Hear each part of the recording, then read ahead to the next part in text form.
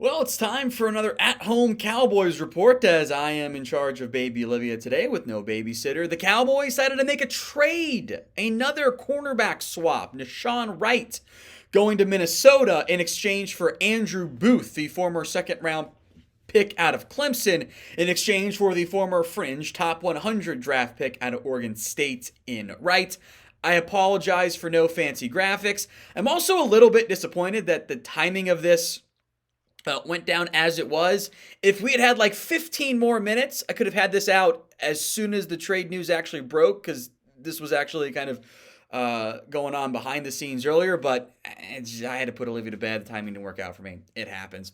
Anyway, this is our second video, I should say, of the day. So if you haven't already, hit that sub button. More free Cowboys videos each and every single day as we break down this trade. Nahshon Wright for Andrew Booth. Remember last year when the Cowboys flipped Kelvin Joseph for Noah Igbinoghene?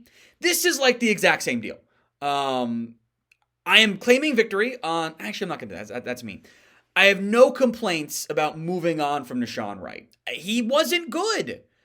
He got beat a bunch against the Rams. I hope this frees up first-team reps for Caelen Carson, by the way. I think he should be taking them when Trevon Diggs is out. It should go Diggs, Bland, Lewis, and then Carson, and then your number 5 corner can be Andrew Booth. He's going to make this team, by the way. He's got 2 more years left on his deal. I think they liked him coming out of Clemson. As disappointing as he has been in Minnesota, which a lot of their recent secondary draft picks have been, this is a former highly touted player coming out of Clemson who I think might fit the Mike Zimmer defense a little bit better to an extent than what he was necessarily asked to do and pressed to do. He battled injuries in Minnesota. I have no complaints about this trade.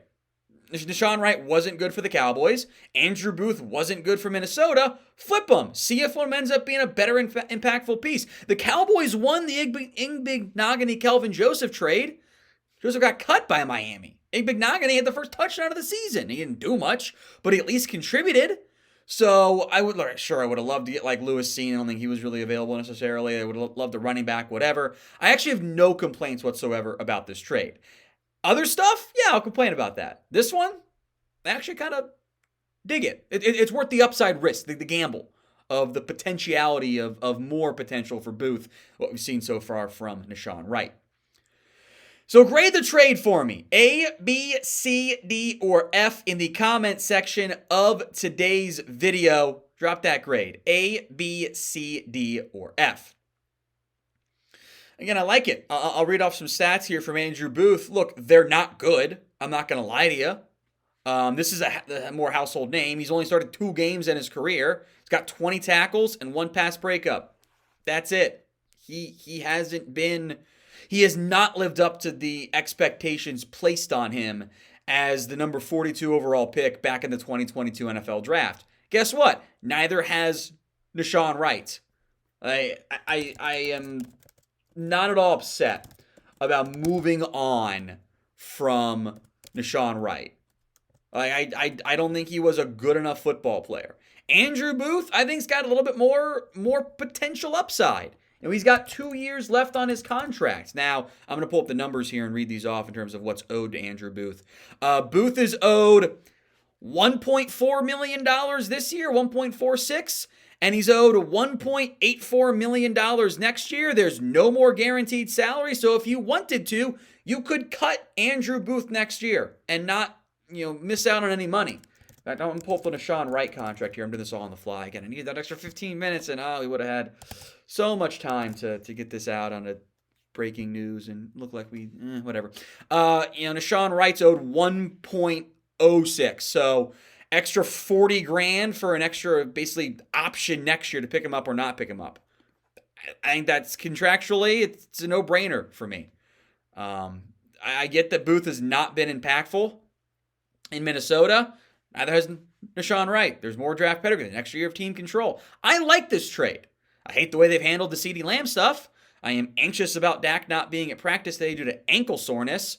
I think part of the reason why your front office wasn't out there was because they were working on this, guys like Will McClay, etc. But no, Wright wasn't at practice, and that was the cue for a lot of people out there. So I do like this trade. It does not address your running back room. It doesn't address your defensive line room, but this is I think a good move by Dallas. And Zimmer's a QB guru, so if anyone's going to get the most out of him, Zimmer. Worst case, it's your number 5 corner. I think he's better than what you were going to get from that perspective out of Nahshon Wright. So, grade the move for me. One-word reaction is what I was looking for. I was pulling up my draft notes, which we'll get to here in a second on Andrew Booth to give you some more insight to him. One-word reaction to the Andrew Booth move. Let me know in the comments section of today's video. All right, let's pull up Andrew Booth here. I had a second-round grade on him coming out of Clemson, where in 2021, he had 3 tackles for loss, 3 interceptions, 5 pass breakups. I comped him to C.J. Henderson, which is actually, I think, turned out pretty damn accurately, by the way. He didn't done a ton of man reps, but I thought he projected pretty well to it. Hasn't quite translated that.